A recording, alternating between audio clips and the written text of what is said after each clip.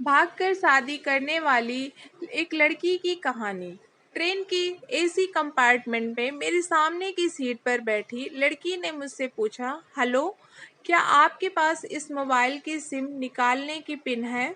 उसने अपने बैग से एक फ़ोन निकाला। वो नया सिम कार्ड उसमें डालना चाहती थी, लेकिन सिम इंस्टॉल खोलने के लिए पिन की ज़रूरत पड़ती है, जो उसके पास नहीं थी। मैंने हाँ में गर्दन हिलाई और अपने क्रॉस बैग से पिन निकालकर लड़की को दे दी। लड़की ने थैंक्स कहते हुए पिन ले ली और सिम डालकर पिन मुझे वापस कर दी।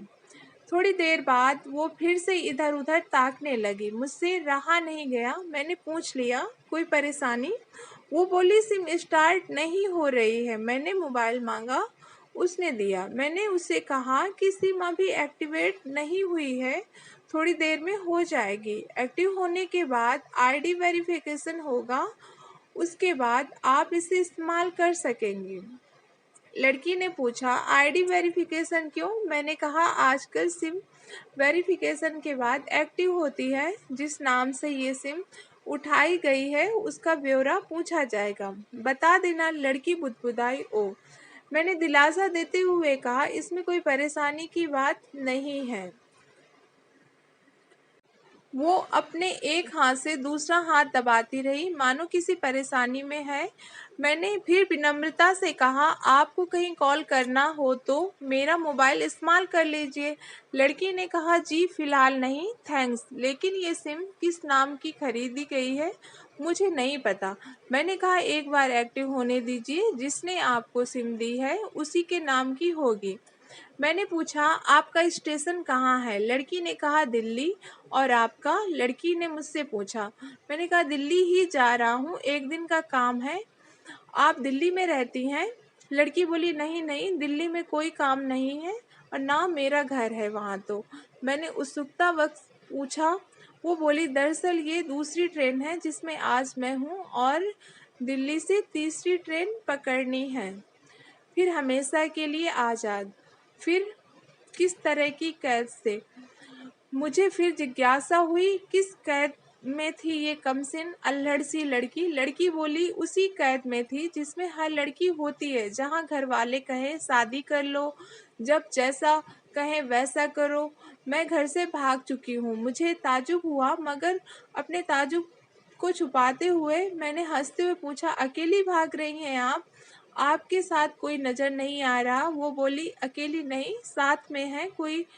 कौन? मेरे प्रश्न खत्म नहीं हो रहे थे। दिल्ली से एक और ट्रेन पकड़नी है, फिर अगले स्टेशन पर वो जनाब मिलेंगे और उनके साथ और हम किसी को नहीं मिलेंगे। ओह, ये तो प्यार का मामला है। उसने कहा, जी।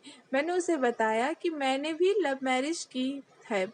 ये बात सुनकर वो खुश हुई। लव मैरिज की बात सुनकर वो मुझसे बात करने की रुचि लेने लगी। मैंने कहा, कब, कैसे?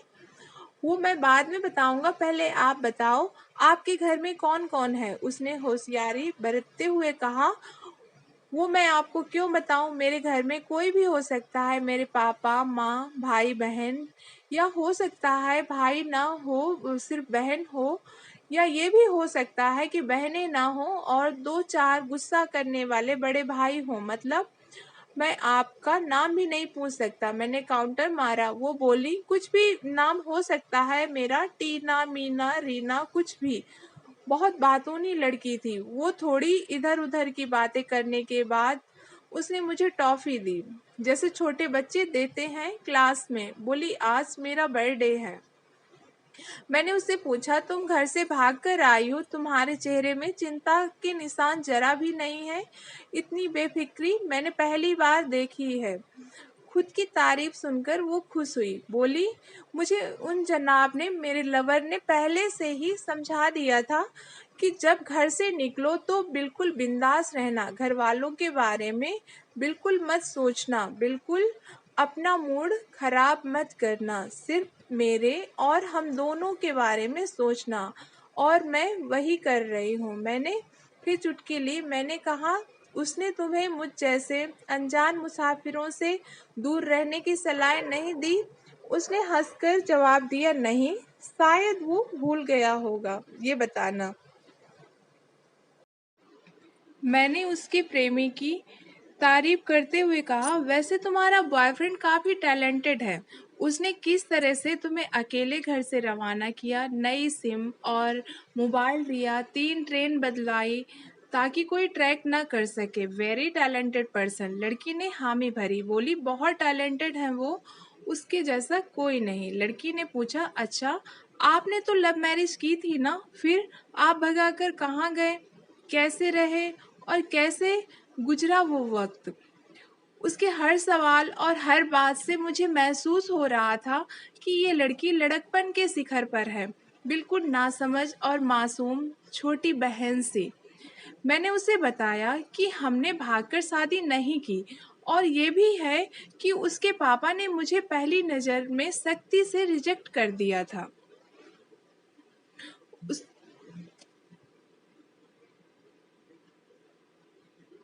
उन्होंने आपको रिजेक्ट क्यों किया? लड़की ने पूछा। मैंने कहा, रिजेक्ट करने का कुछ भी कारण हो सकता है, मेरी जाति, मेरा काम, घर परिवार। बिल्कुल सही, लड़की ने सहमति कराई और आगे पूछा, फिर आपने क्या किया? मैंने कहा, मैंने कुछ नहीं किया, उसके पिता ने रिजेक्ट किया। वहीं से मैंने अपने बारे में अलग से सोचना शुरू कर दिया था। खुशबू ने मुझे कहा कि भाग चलते हैं, मेरी वाइफ का नाम खुशबू है। मैंने दो टूक मना कर दिया। वो 2-3 दिन तक लगातार जोर देती रही कि भाग चलते हैं। मैं मना करता रहा। मैंने उसे समझाया कि भागने वाले जोड़े में लड़के की इज्जत पर कोई खास फर्क नहीं पड़ता, जबकि लड़की के पूरे कुल की इज्जत धुल जाती है। भागने वाली लड़की आगे चलकर 60 साल की वृद्ध भी हो जाएगी, तब भी जवानी में किए गए उस कांड का कलंक उसके माथे पर नहीं मिटता। मैं मानता हूँ कि लड़का लड़की को तौलने का ये दोहरा मापदंड गलत है, लेकिन हमारे समाज में है यही। ये नज़रिया गलत है, मगर सामाजिक नज़रिया यही है। मैंने कहा, अगर मैं उस दिन उसे भगा ले जाता तो उसकी माँ तो शायद कई दिनों तक पानी भी ना पीती। इसलिए मेरी हिम्मत ना हुई कि ऐसा काम करूं। मैं जिससे प्रेम करूं उसके माँ बाप मेरे माँ बाप के समान ही हैं, चाहे शादी ना हो। मैंने कहा, जरूरी नहीं कि माता पिता का फैसला हमेशा सही हो और ये भी जरूरी नहीं कि प्रेमी जोड़े की पसंद सही हो। दोनों में से कोई भी गलत या सही हो सकता है। काम की बात यहाँ ये है कि कौन ज्यादा वफादार है। मैंने कहा, फैसला ऐसा भी जो दोनों का हो, बच्चों और माता पिता दोनों की सहमति, वो सबसे सही है। बुरा मत मानना, मैं कहना चाहूंगा कि तुम्हारा फैसला तुम दोनों का है, जिसमें तुम्हारे पेरेंट्स शामिल नहीं है, ना ही तुम्हें इसकी असली मतलब पता है अभी। तभी उसने पूछा, क्या इश्क का सही अर्थ? मैंने कहा, तुम इश्क में हो, तुम अपना सब कुछ छोड़कर चली आई, ये सच्चा इश्क है। तुमने दिमाग पर जोर नहीं दिया, ये इश्क है। फायदा नुकसान नहीं सोचा, ये इश्क है। तुम्हारा दिमाग दुनियादारी के फितूर से बिल्कुल खाली था, उस खाली जगह में इश्क का फितूर भर दिया। जिन जनाब ने इश्क को भरा, क्या वो इश्क में है? यानी तुम जिसके साथ जा रही हो वो इश्क में नहीं, बल्कि होशियारी गिरी, हीरोगिरी में है। जो इश्क में होता वो इतनी प्लानिंग नहीं कर पाता, 3 ट्रेन नहीं बदलवा पाता, उसका दिमाग इतना काम ही नहीं कर पाता। कोई कहे मैं आशिक हूँ और वो सातिर भी, ये नामुमकिन है। मजनू इश्क में पागल हो गया था, लोग पत्थर मारते थे उसे, इश्क में उसकी पहचान तक मिट गई। उसे दुनिया मजनू के नाम से जानती है, जबकि उसका असली नाम कैस था, जो नहीं इस्तेमाल किया जाता। वो सातिर होता तो कैसे मजनू ना बन पाता। फरहाद ने सीरी के लिए पहाड़ों को खोदकर नहर निकाली थी और उसी नहर में उसका लहू बहा था। वो इश्क था। इश्क में कोई फकीर हो गया, कोई जोगी हो गया, किसी माझी ने पहाड़ तोड़कर रास्ता निकाल लिया, किसी ने अतिरिक्त दिमाग नहीं लगाया, चालाकी नहीं की। लालच, हवस और हासिल करने का नाम इश्क नहीं है। इश्क समर्पण को कहते हैं, जिसमें इंसान सबसे पहले खुद को समर्पण करता है, जैसे तुमने किया। लेकिन तुम्हारा समर्पण हासिल करने के लिए था, यानी तुम्हारे इश्क में लालच में मिलावट हो गई। लड़की अचानक होश ही गई। उसकी खिलखिलाहट और खिलखिलापन एकदम से खामोशी में बदल गया। मुझे लगा मैं कुछ ज़्यादा बोल गया, फिर भी मैंने जारी रखा। मैंने कहा, प्यार तुम्हारे पापा तुमसे करते हैं, कुछ दिनों बाद उनका आधा वजन हो जाएगा। तुम्हारी माँ कई दिनों तक खाना नहीं खाएगी, ना पानी पिएगी, जबकि आपको अपने आशिक को आजमा कर देख लेना, ना तो उसकी सेहत पर फर्क पड़ेगा ना दिमाग पर। वो अक्लमंद है, अपने लिए अच्छा सोच लेता। लड़की के चेहरे का रंग बदल गया। जैसा लग रहा था वो अब यहाँ नहीं है। उसका दिमाग उसके अतीत में टहलने निकल गया। मैं अपने फ़ोन को कॉल करने लगा, लेकिन मन में इंद्री उसकी तरफ थी। थोड़ी ही देर में उसका और मेरा स्टेशन आ गया। बात कहाँ कहाँ से निकली थी और कहाँ तक पहुँच गई। उसके मोबाइल फ़ोन पर मैसेज टोन बजी। देखा, सिम एक्टिवेट हो चुकी थी। उसने चुपचाप बैग में से आगे का टिकट निकाला और फाड़ दिया। मुझे कहा, एक कॉल करना है। मैंने मोबाइल दिया। उसने एक नंबर डायल किया, सॉरी पापा, और सिसक सिसक कर रोने लगी। सामने से पिता भी फ़ोन पर बेटी को संभालने की कोशिश करने लगे।